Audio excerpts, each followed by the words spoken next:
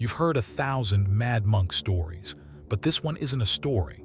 Listen, I'm going to tell you about a man, but not like the fairy tales you know. Do you know what the police found in the Neva River on a winter day in the bone-chilling cold of Russia? At the bottom of the water, a body with hands tied behind with thick ropes, its face unrecognizable. But do you know what was strange? The autopsy revealed water in the lungs. In other words, this man had been shot in the chest, shot in the head, and thrown into the icy water, yet he was still trying to breathe under the surface. He refused to die. Welcome to Arcavium Stories channel. Now, let's take a closer look at how this immortal monster built a reign of terror in the gilded rooms of the palace. On one side, one of the world's most powerful men, the Russian Tsar. On the other, a peasant who came from the muddy villages of Siberia, with dirt still under his fingernails and no education. He was neither a saint nor just a charlatan. If you're ready, we're entering the darkest and most debated room of history, the world of Rasputin. What you hear will shock you. For years, he traveled from monastery to monastery, joining secret sects. You know that famous KH list sect, the ones who said, "You cannot repent without sinning, and you cannot reach God without repenting." Rasputin felt this dark philosophy in his veins.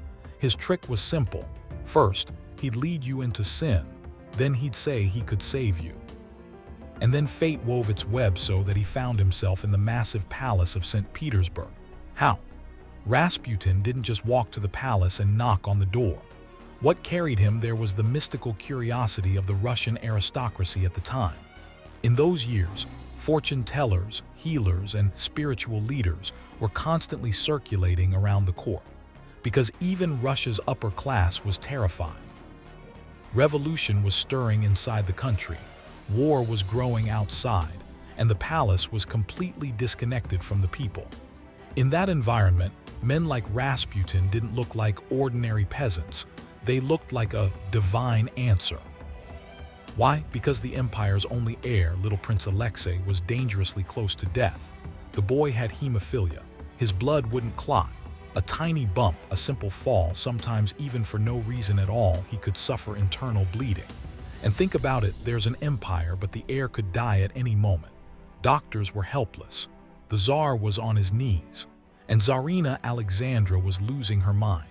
Because it wasn't just about the child, it was about the continuation of the dynasty. If Alexei died, the future of the Romanovs would collapse, and Russia's destiny would collapse with it. At that moment, the door opened and that filthy peasant walked in. He simply sat beside the child, held his hand, and whispered. And do you know what happened? The bleeding stopped. Now everyone asks the same question: how did this happen?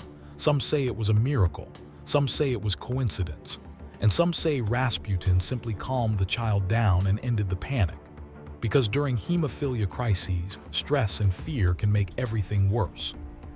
Some research even suggests that the medicines doctors used back then might have increased the bleeding. So maybe Rasputin didn't heal him, but he changed the environment. And sometimes, what saves a person isn't medicine, it's the end of chaos. Look, this man wasn't just a healer, he was a mind hunter. Think of those noblewomen, the most educated aristocrats inside the palace. Imagine them kneeling before Rasputin. Do you know why? Because he could see people's most secret fears and their darkest desires. The Tsarina feared losing her son. The Tsar feared losing his authority. The nobles feared the palace collapsing. The people were starving. The war was devouring the country. Every part of Russia was a pressure cooker, and Rasputin was the lid of that cooker. Whoever holds the lid, the system declares holy. Rasputin didn't remain just a healer. The most noble people of St. Petersburg stood in line to kiss his dirty, earth-smelling hands. Let me tell you this, Rasputin brought the philosophy of the KH list sect right into the heart of the palace. What was it?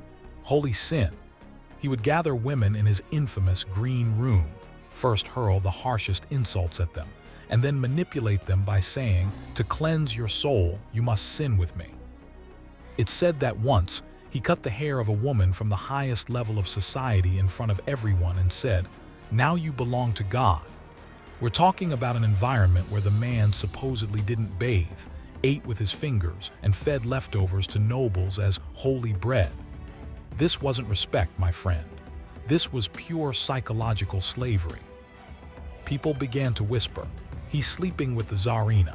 He's performing dark rituals inside the palace. He's ruling Russia." This wasn't just gossip, it was fear.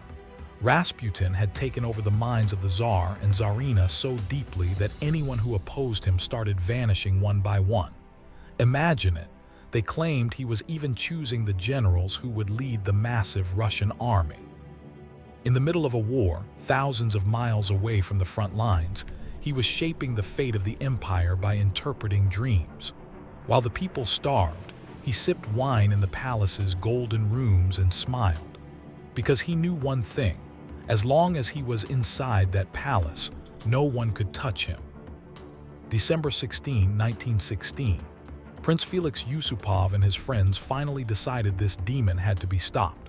They invited him to dinner. Down into the famous basement of the Yusupov palace, picture the scene. Allegedly, there were cakes and wine laced with cyanide on the table, enough poison to kill a normal man in seconds. Rasputin sits down and starts eating like it's nothing. The cakes are gone, the wine is gone, but he's still smiling, still talking. Imagine Yusupov soaked in sweat. The man in front of him was eating poison like it was sugar. Finally, the prince couldn't take it anymore. He pulled out his gun and shot Rasputin in the chest. "It's over," they said. But minutes after collapsing, Rasputin suddenly opened his eyes. He grabbed the prince by the throat. Like a wounded animal, he escaped into the palace garden. They rained bullets after him. He was shot in the head, still not enough.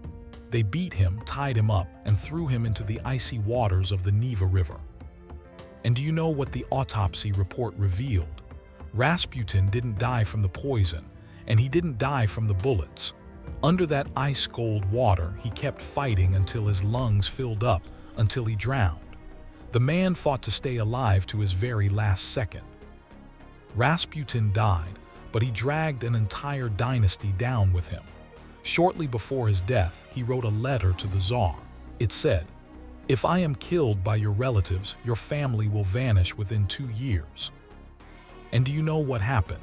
Exactly 15 months after Rasputin's death, the Bolsheviks executed the Tsar, his wife, and his children in that infamous basement. Rasputin's shadow, along with his dark prophecy, fell over the Romanovs. And it wasn't just his death. The rumors that came afterward were terrifying too. That night, after killing Rasputin, they didn't just say, "We're done." They wanted to humiliate him. And according to some claims, a special part left from Rasputin was hidden, passed from hand to hand, and resurfaced years later. Here's the strangest part. People say that in an erotica museum in Saint Petersburg, there's a jar on display that some claim belongs to Rasputin. But no one can prove it's really his. So there is no absolute truth here, but one thing is certain. Rasputin is dead, yet the scandal is still alive. Even today, some still believe his ghost wanders the streets of St. Petersburg. Because he wasn't just a man, he was a reflection of Russia's desperation, ignorance, and dark spirit in that era. So what do you think? Did Rasputin really have supernatural power, or was he simply the greatest manipulator history has ever seen? Maybe the truth lies somewhere in between. If you enjoyed this dark journey, don't forget to like the video and subscribe to the channel.